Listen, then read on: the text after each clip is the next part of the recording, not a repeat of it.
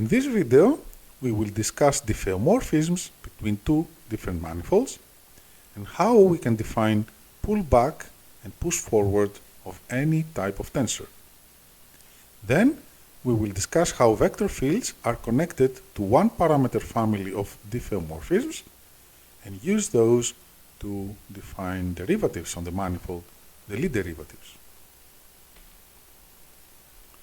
So let's start by considering two manifolds, M and N, and a differential map from M onto N, which we call phi. So this we have already discussed in a previous video. But now let's assume that this map is invertible.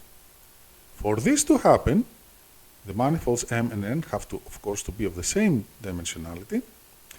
And if phi is differentiable, then also its inverse will be differentiable as well. If such a map exists between the two manifolds, we say that M and N are diffeomorphic, and they are indistinguishable one from the other, as in a sense that we will discuss later. This is similar to what we have in topology when there is a homeomorphism between two topological spaces. Then the two topological spaces are homeomorphic to each other and they are topologically indistinguishable one from the other. We can use such a differentiable map, which is a diffeomorphism, to define pullbacks and push forwards of any type of tensor. So let's consider what we already know. If we have a vector v on the manifold M, then we can push forward it via the function phi to a vector phi star v on N. And if we have a function f and a one form omega on N, we can pull them back on the manifold M and obtain the function phi star f and the one form phi star omega.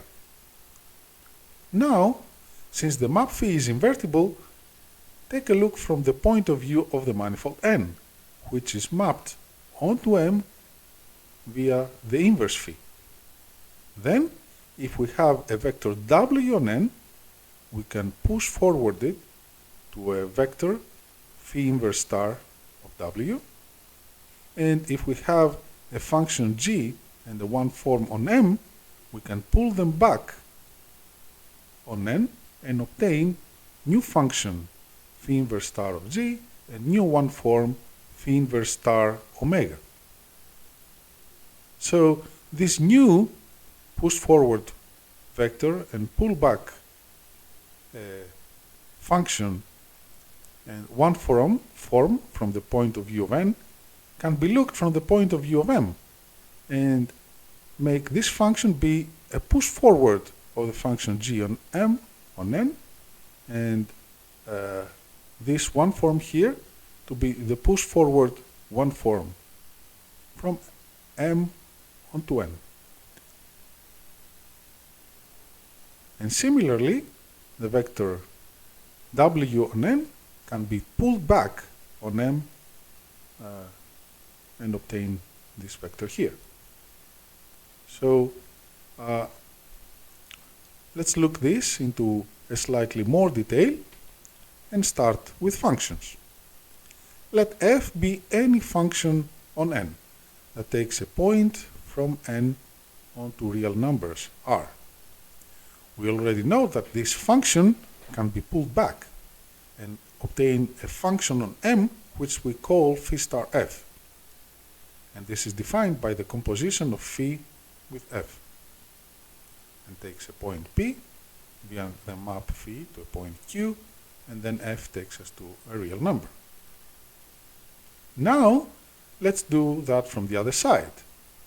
Let's consider a function on M that takes any point of M onto the real numbers. Then if we consider a point on the manifold N, we can map it onto a point on the manifold M using the inverse phi. And this way, we can define a pullback of G onto M, which is the phi inverse star of G. And this is done by composing the inverse of phi with g.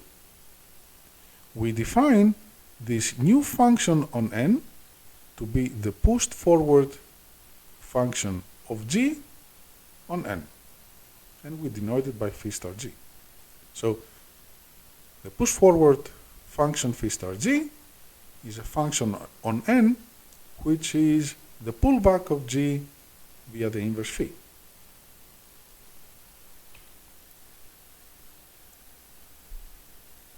Using this definition, we see that the pullback and the push forward of functions are inverse operations, one from the other. So if we first pull back a function from n onto m, and then push it back forward in the sense that we just defined, then we end up on the same function f. Now let's see what happens with vectors.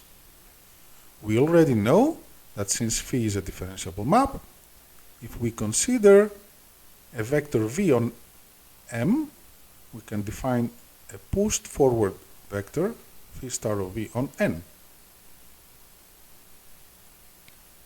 If we now look from the point of view of the manifold n, then we can use the inverse phi to push forward a vector on n to a vector phi inverse star on the manifold M. We will call this vector the pullback of W onto M via phi. This vector is defined by its action on functions on M, and by the definition, this is the action of phi inverse star on W, and then this acts on the function G. Then we know that from the definition of the push forward of a vector, that this is the same as the vector W acting on the pullback of the map. And by the definition of the pullback of the map, this is the same as W acting on the push forward of G. And again, with this definition, we see that pullback and push forward of vector are inverse operation. We take any vector v, we push forward it to the manifold n, and then we pull it back to obtain the same vector v.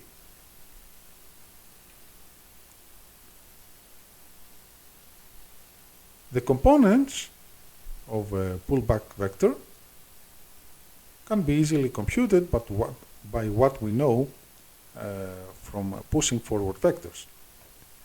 So if v is pushed forward to the vector phi star v, then the components of phi star v on the manifold n are obtained from the components of v on the manifold m by this linear transformation that involves the derivatives of the coordinates y with respect to x. Now, since the pullback of w is defined by the push forward via the inverse phi, its components will be given from the same relation, but now going the other way. So again, we have a transformation which is linear, but now it involves the inverse matrix, and it has as entries the derivatives of the coordinates x with respect to y. Now let's look at some details that will be useful to consider a little bit deeper. So let's see of why this formula is true, why the components of v on m are transformed to the components of the push forward vector on n with this matrix here. So in order to see that clearly, we have to consider the map psi alpha. The map psi alpha is defined by considering coordinates of the point Q and singling out a specific one. Let's call it psi alpha. Y alpha. So the map that takes a point Q on the manifold n to its component y alpha, then this is a function on the manifold n, which we will denote by psi alpha. So psi alpha is a function on n that takes any point of Q to its y alpha coordinate. We know that the alpha component of the pushed forward vector is, as is true for any vector, the action of the vector on the function psi alpha. From the definition of the push forward of the vector, this is the same as the vector v on m acting on the pullback of psi alpha. And the pullback of psi alpha is the composition of phi with psi alpha, which takes the point P to the point Q and then to the coordinate y alpha. So if gamma is the curve that defines the vector v, then we have this function that takes us from t via gamma to the point P, via phi to the point Q, and via psi alpha to the coordinate y alpha. So this is a function of t, and it can be differentiated, as we know from analysis. But the function here can be thought of as the composition of those two functions. Let's see its component here. So the first component takes us from a real number to the point P, and using the chart that gives us the coordinates x mu of the point P to the coordinates x mu. So as we vary t, this will be a function x mu of t. The other function here takes any coordinate x mu of a point, using the inverse chi to the point, then using phi to its image q via phi, and then psi alpha to the coordinate y alpha. So this is a function that expresses y alpha as a function of the x mu.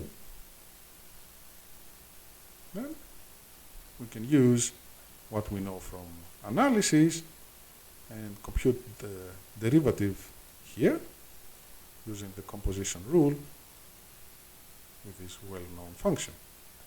But the x mu by dt are nothing but the components of the vector v in the coordinates x mu. So we prove the relation. Another fact that we will need is the following. If we have any curve on the manifold M, and this curve is mapped on that curve here, which can be thought of as the composition of gamma with phi, then any tangent vector on the original curve will be taken via the push forward operator to a vector phi star v. And the vector phi star v is a tangent vector on that curve.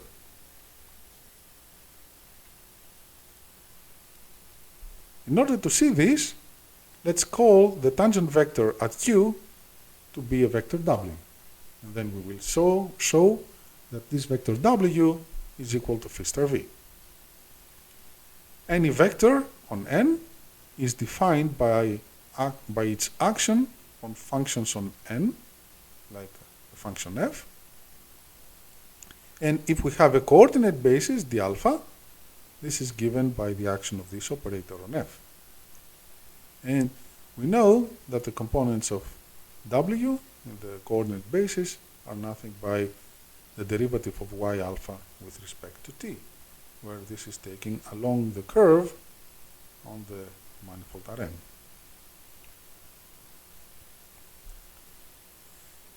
Phi star v is also defined by its action on any function f. And by the definition of the push forward, this is the same as the action of the vector v on the function that is the pullback of f on m. But the pullback of f on m is the composition of phi with f, which is given by this relation if we consider the coordinate vectors d mu on M.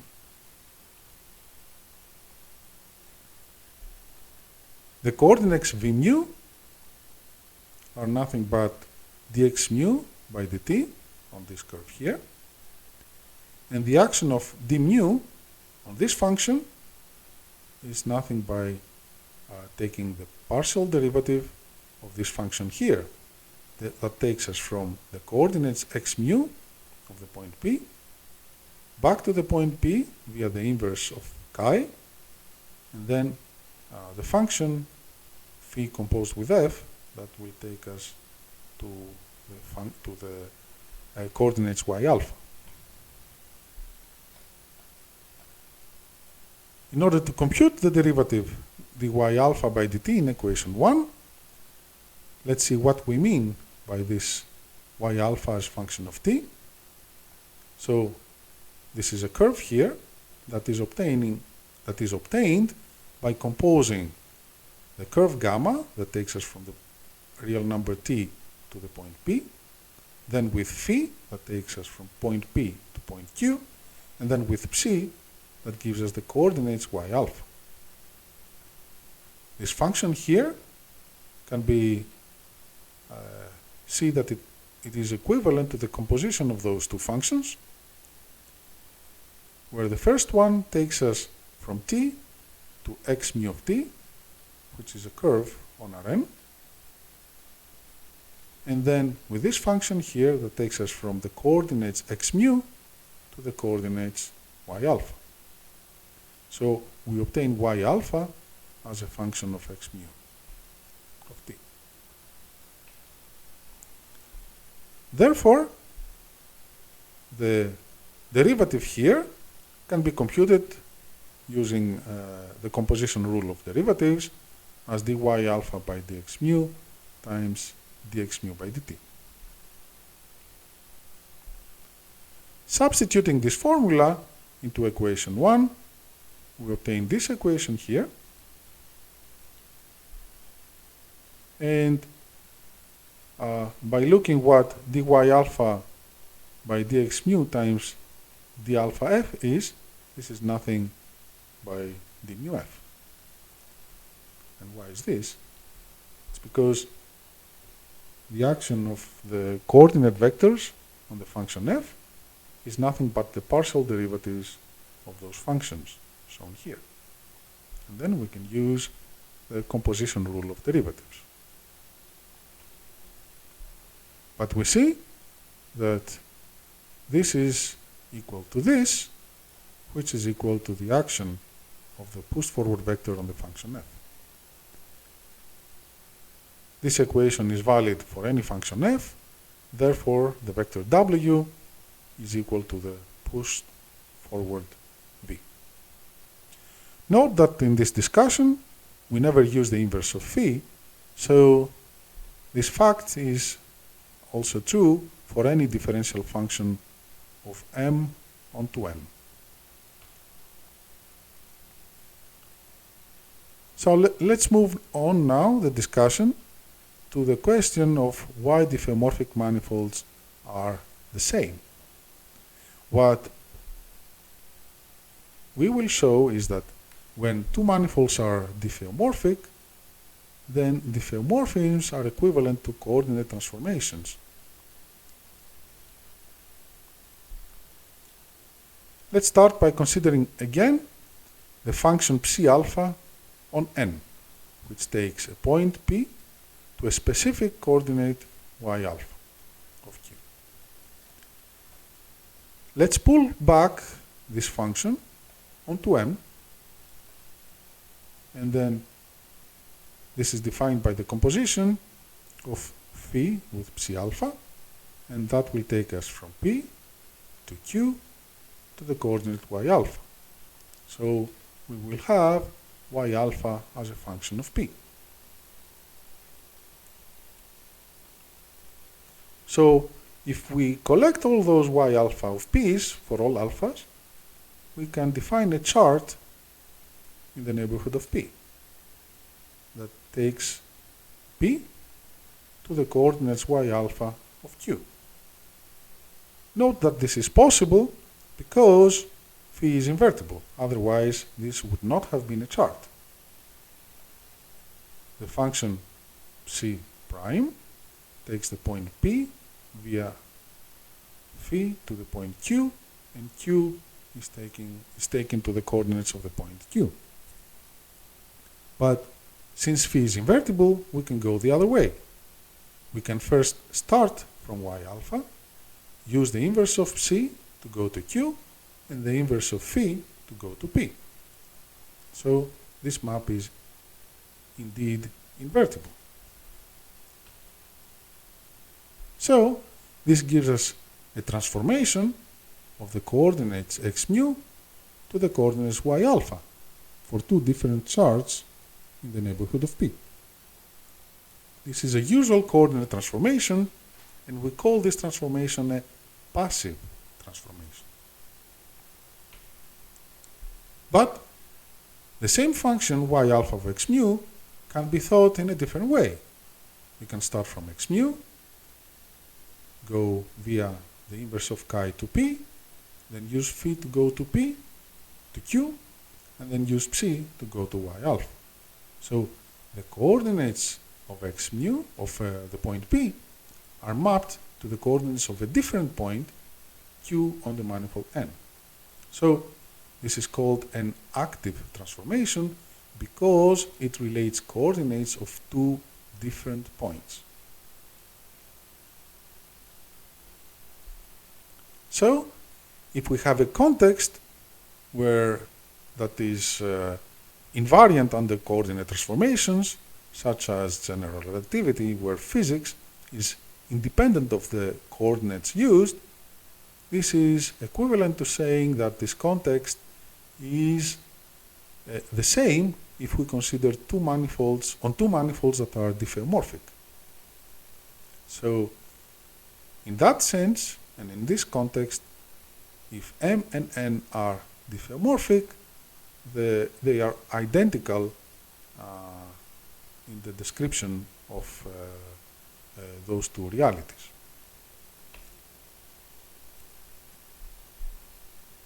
So let's see how we can use the inverse of phi to define push forwards of one forms from M onto N. We already know that if omega is a one form on N, then it can be pulled back on M via phi and obtain a one form on M which we call phi star omega.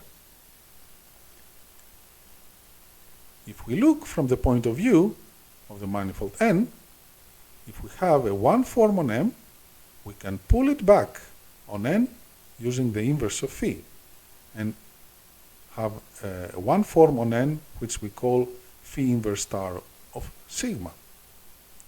Now we define this one form to be the pushed forward form sigma on M to phi star sigma via phi. Then this form can be seen as being defined by its action on any vector W on N by the definition here, and we know how pulling back forms from sigma back to N are defined. This has to be the same as the action of the original form sigma acting on the pushed forward vector W via the inverse of phi, but we have already defined this to be the pullback of the vector W onto M via phi. So similarly to the case of vectors, the push forward one form sigma acts on vector W on vectors W on N by considering the action of sigma on the pulled back vectors W onto phi star W onto M. Again, we see that the action of the pullback and push forward operators are inverse to each other. And if we first pull back a form from n onto m and push it forward back to n, then we end up with the same one form.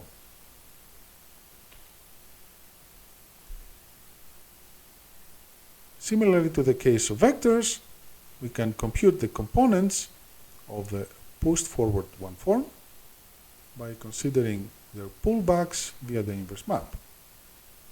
We know that this is the formula, and we see that this transformation of components is given by the linear action of the derivatives of x with respect to y, which of course involve the inverse transformation of the coordinates.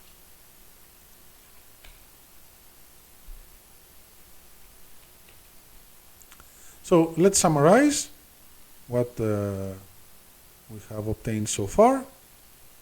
We have defined pullbacks and push forwards both for one forms and one vectors under a diffeomorphism phi, and their components are transformed from the components of one manifold to the components in the other manifold via linear actions of the derivatives of the transformation of the coordinates. Notice that these formulas are easy to memorize because all we have to do is to match indices on both sides. So let's take, for example, this formula here. V lives on the manifold M, and it's pushed forward onto the manifold N. Therefore, here we have indices alpha of the manifold N. So the derivatives here have to be written in a way that upstairs indices here match and the contraction indices are matched here. So you can see that this is true for all those formulas here. Now that we have those definitions, we can extend them to define pullbacks and push forwards for all types of tensors. Let's see as an example 1-1 tensors, and then you can see how this is generalized to LK tensors. So consider a tensor S on the manifold M, and we want to define the pushed forward tensor phi star S. So phi star S is defined on the manifold N, therefore it is defined by its action on vectors W and one form sigma defined on N. This can be defined by the action of S on the pulled back vector phi star W and the pulled back one form phi star sigma. The components are transformed from one manifold to the other using this transformation rule, which is similar to what we see for component transformation between components of vectors of different coordinate systems. And all we have to do to write down this formula is to match indices from the left-hand side and the contractions on the right-hand sides, this one and this one. The pullback of the tensor is defined in a similar way. If we have a tensor T defined on the manifold N, we can pull it back on M by defining its action on any vector V and any one form omega on M. This will be identified with the action of the original tensor T on the pushed forward vector phi star v and the pushed forward one form phi star omega. The components of the transformed tensor will be given in terms of the components of the original tensor from this formula, which can also be written by matching indices on both sides and with the contractions on the right hand side. So you see how this is generalized for any LK tensors, and here we just write the transformation of the components of the original tensor to the components of the pushed forward or pulled back tensor here. So all we have to do is to write the indices correctly on the right hand side. So phi star s is a tensor on n, so we have indices alpha 1 through alpha l upstairs and beta 1 through beta k downstairs.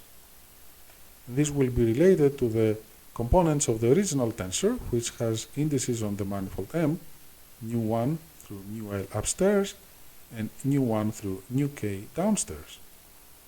So for each index here, we have to write a derivative of y with respect to x or x with respect to y, so that the indices match between left hand side and right hand side, here for example, and here, and for the contractions, here, and here, and here, and here. The components of the pulled back tensor T are defined on the manifold M. So upstairs we have nu1 through nu L, and downstairs we have nu1 through nu K. So we can write down a similar formula as shown here.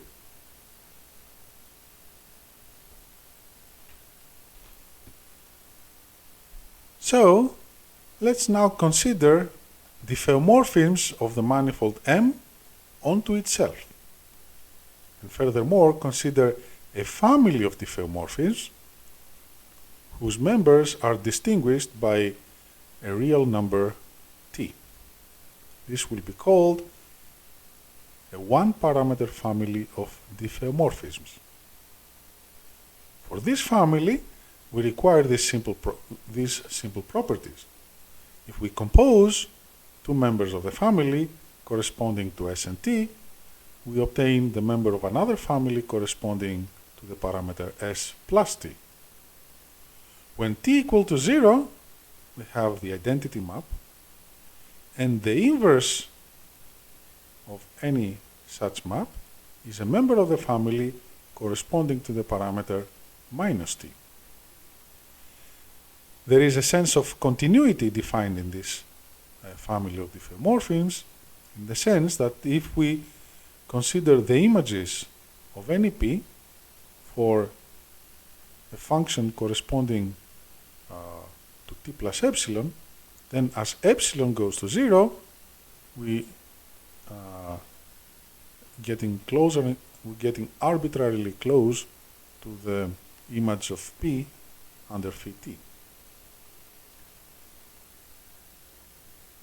For the definition to be useful, we will also assume that there is a sense of differentiability with respect to t, and if we consider any function f on the manifold, then the values of these functions at neighboring points under the dragging of p by phi t and phi t plus epsilon are close to each other, such that this limit as epsilon goes to 0 exists. So let's look at what happens when we have such a one-parameter family of diffeomorphisms. First, observe that if we start from any point P on M and consider its image under all members of the family, this will define a curve that passes through P at t equals 0. So this will be a curve that, for the purposes of the discussion in this video, we will call it gamma. This curve here is the orbit of P under the action of this family of diffeomorphisms.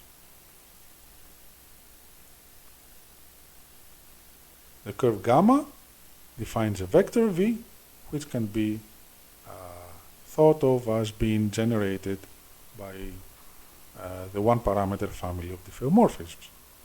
And this can be done for all points on the curve gamma. So we have this orbit of P, and the tangent vectors at each point of this curve are the vectors that we are discussing right now. Notice that those curves can start from any point of the manifold M.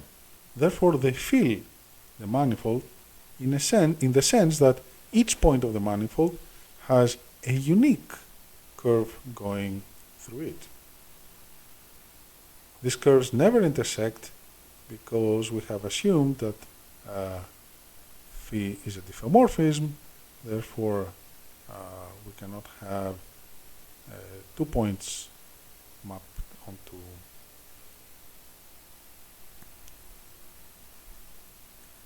this family of curves is called a congruence. Such a congruence defines a vector at every point of M. Therefore, we have a vector field defined by the one-parameter family of diffeomorphisms. Similarly, if we have a vector field that doesn't vanish, that defines such a congruence. All we have to do to define the one-parameter family of diffeomorphisms is to take any point P and move it a parameter t away on the integral curve of the vector field that passes through P.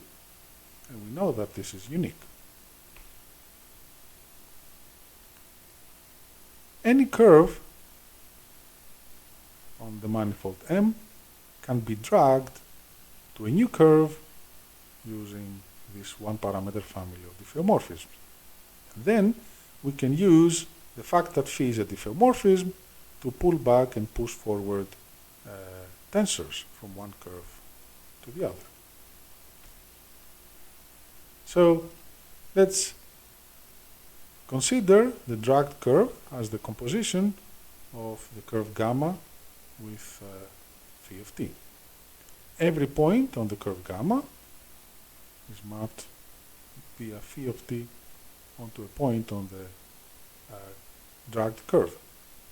And the point P is mapped to the point phi t of P.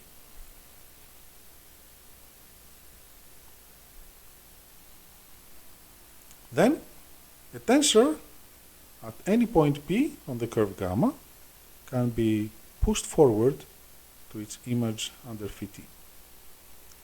So,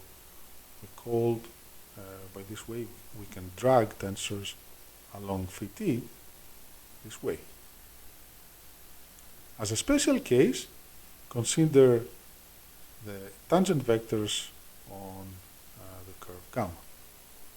So, as we have already seen, under any diffeomorphism phi, if the image of a curve is gamma composed with phi, then the tangent vector on gamma is pushed forward to the tangent vector of the map of the curve gamma. So all the vectors here W are dragged to the tangent vectors of the dragged curve.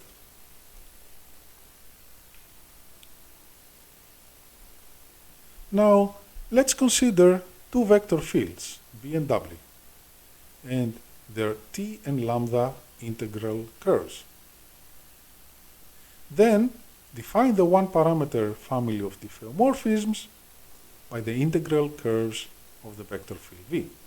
So we have phi t that along an integral curve of the vector field V maps the point P to the point Q.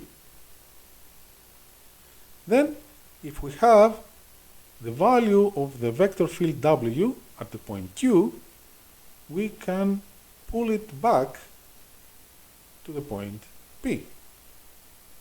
And if W is the value of the vector field at the point P, we can make a comparison of those two vectors and form, for example, their difference. So, a vector field V can gives us a way to compare vectors and also later tensors of any type at different points. Pull back those tensors along the integral curve of V, and then compute their difference. And if this limit exists, this defines a derivative, which is called the Lie derivative of W with respect to V. That this is indeed a derivative comes from the fact that the action of LV on tensors is linear. This is trivial to show, do that as an exercise. But it also obeys a Leibniz rule with respect to the tensor product of two tensors. So the Lie derivative of the product of two tensors is obtained here by taking the Lie derivative of the first one times the second plus the first one times the Lie derivative of the second. So let's see why this is true and consider just one forms. Doesn't depend on this choice, you can do that for any tensor. But for the sake of clarity, let's consider the tensor product of two one-forms omega and chi. Let's see the trivial fact that the pullback of the tensor product is equal to the tensor product of the pullbacks. If we consider the left-hand side of this equation, this is defined by its action on any vectors W and V. So, by applying the definition of the pullback, this is equal to the action of the product on the pushed forward vectors phi star V and phi star W. Using the definition of the tensor product, this is just the product of the action of the one forms omega and chi on the pushed forward vectors V and W. The left-hand side here can be computed by first taking the product of the action of the pullbacks on the vectors V and W, and then apply the definition of the pullback and get the same result as for the left-hand side. So let's consider also the difference between the pullback of two one-form fields from the point Q to the point P via phi star T with the tensor product of omega times chi. As we just showed, this is just the tensor product of the pullbacks. And then if we add and subtract the same term here, we can write it as the sum of those two terms that involve those differences here.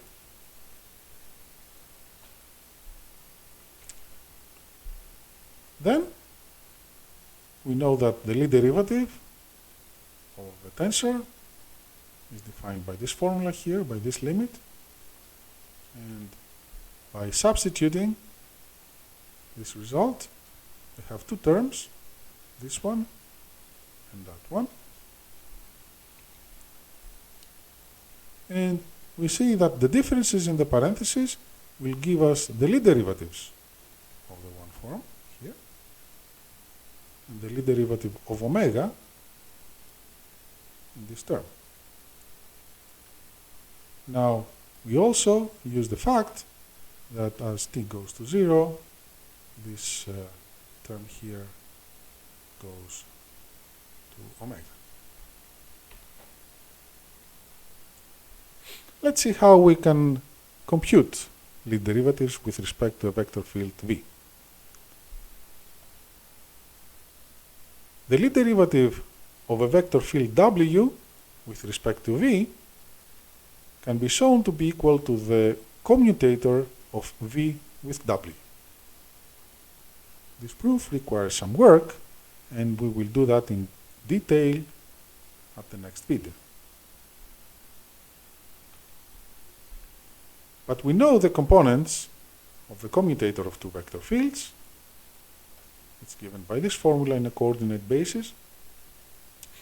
And we can easily memorize this formula by seeing that this is actually the difference of the product VW minus WV, then acting here with the partial derivative. The component mu is put here, and then we contract the leftover indices. The other thing that we will show in the next video is that the lead derivative of a function is just given by the action of v on f.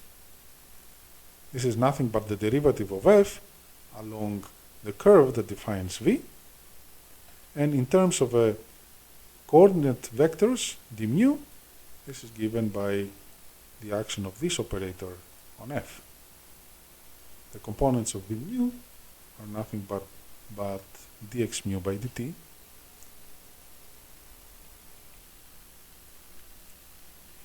In order to compute the lead derivative of a one form, we have to prove this formula here.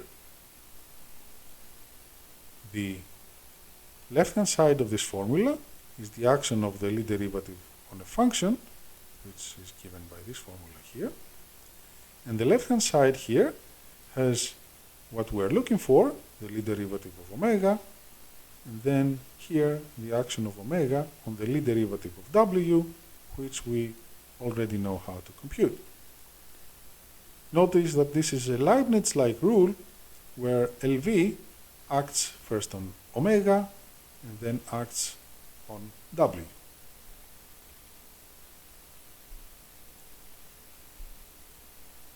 So we choose a coordinate basis and the respective components of all vectors involved.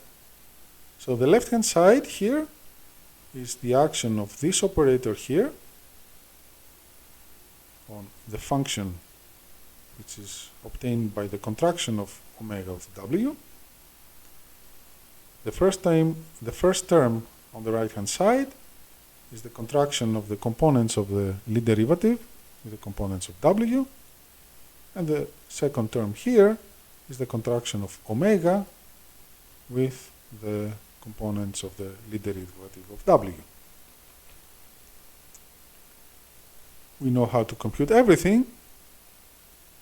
The derivative here acts on the product of omega nu times w nu, so we obtain those two terms.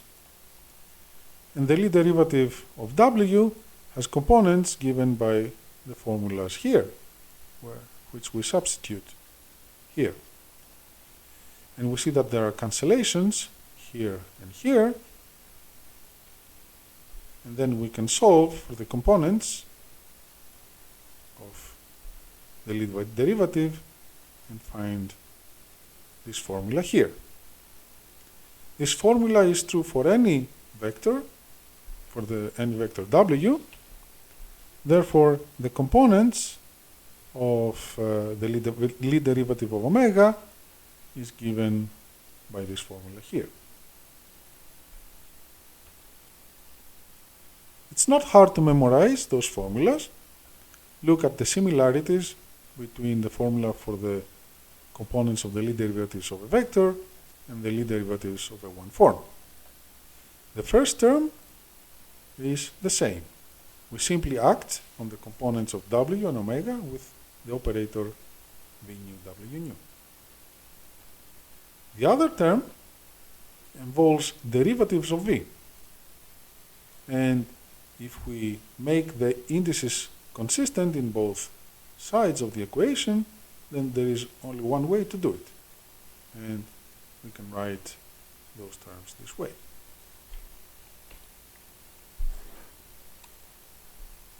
Another interesting property of the components of a Lie derivative is that those formulas are valid in exactly the same form if we substitute the partial derivative with any covariant derivative. And this is true in all cases here. You can verify these formulas by direct substitution of the formula that gives the covariant form, the covariant derivative of a vector field or a one-form field. So, properties of the Lie derivative that are noteworthy in calculations are summarized in this slide. The first one shows how the Lie derivative acts on a vector field when it is multiplied by a function. And this is computed by applying a Leibniz rule. First, the Lie derivative acting on f times w plus f times the Lie derivative of w. And in fact, this formula here is not just valid not just for tensors, but for not just for vectors, vector fields, but for all types of tensor fields. Another formula that is kind of elegant is that if we take the commutator of the Lie derivative with respect to two vector fields v and w, this is equal to the Lie derivative of the commutator of the two vector fields. And then there is a Jacobi-like identity where if we write commutators of Lie derivatives in a cyclic way, taking the indices 1, 2, 3, 1, 2, 3, 1, 2, 3, then this result is equal to 0. Then the Leibniz rule with respect to the tensor product that we have already discussed, and then the Leibniz-like rule that applies to the contraction of any tensor field with one-form fields and vector fields. And the right-hand side here is obtained by acting with the Lie derivative on its symbol separately. LV on T, LV on omega, dot, dot, dot, LV on W, dot, dot, dot. So this formula can be used to compute the components of the Lie derivative of any type of tensor. Let's see this with specific examples. Let's consider a 0,2 tensor field G. This tensor field is defined by its action on vector fields x and y. And the formula is shown here. The Lie derivative acting on the contraction of G with x and y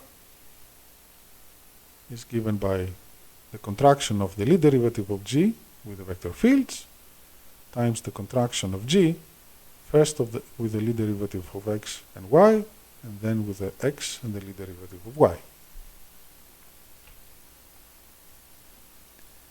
The left-hand side of this equation has the Lie derivative of a function, which is obtained by acting with this operator on this product. And by computing the derivatives, we have three terms shown here. Each term has the derivative acting on each factor of the product. On the right-hand side, the first term is the Lie derivative G contracted with x and y. So this is equal to the components of the Lie derivative of G contracted with the components of x and the components of y. The second term contracts g with the lead derivative of x and y, which is given by this, but the components of the lead derivative of x are known and they are substituted here. The third term is the contraction of g with x and the lead derivative of y. We obtain this result by substituting the components of the lead derivative of y.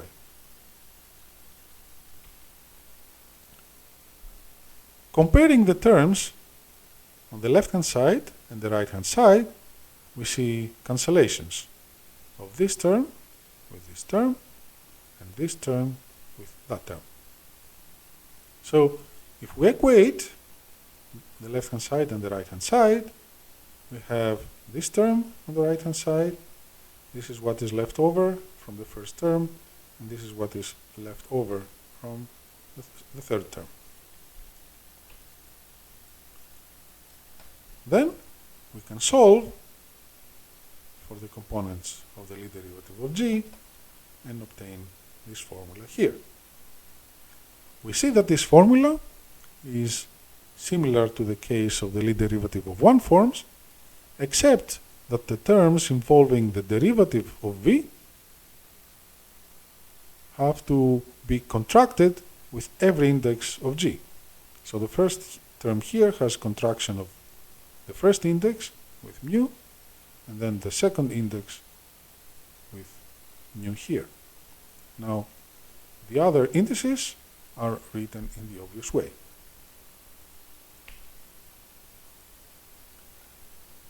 Let's see another example and consider a 2-0 tensor, f, which is defined by its action on any one-form fields omega and phi. So, the lead derivative acting on the contraction gives us three terms with the contraction of the lead derivative of f with omega and phi, of f with the lead derivative of omega and phi, and f with omega and the lead derivative of phi. The left-hand side is computed in a similar way as in the case of the 0-2 tensor field. This is the contraction of f with omega and phi, and then by acting with the derivative, we obtain those three terms. The first term here gives us the components we are looking for of the lead derivative of f with respect to v. The second term involves the lead derivative of the one form, field omega, which we substitute here.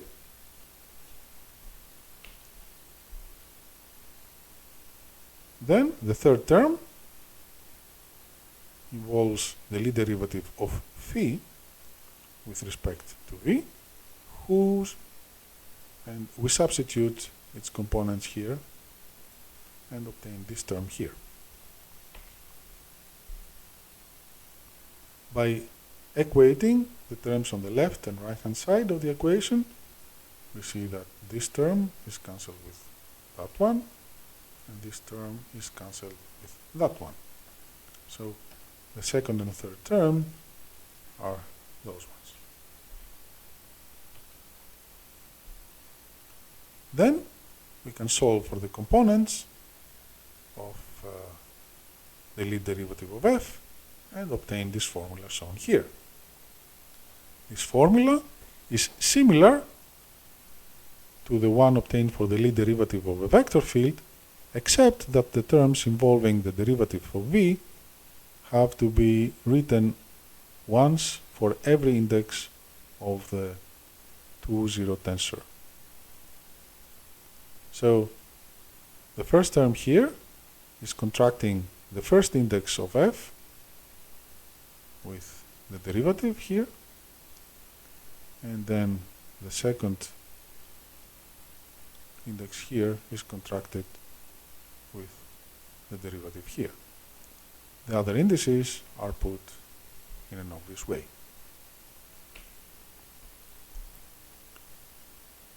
One can show that these formulas are generalized for any LK tensor in the obvious way. First, we have v mu d mu acting on the components of the tensor T. Then for every upstairs index, mu1 through mu L, we have a term with the derivative of v, and we have to contract the index of the derivative with the index upstairs of the component of t. This has to be done for all indices mu1 through mu L. All those terms come with minus signs. Then for every index downstairs, we have to contract this index with the index of the derivative of v here, and then this index here is replaced by this index here. And we do that for all indices downstairs.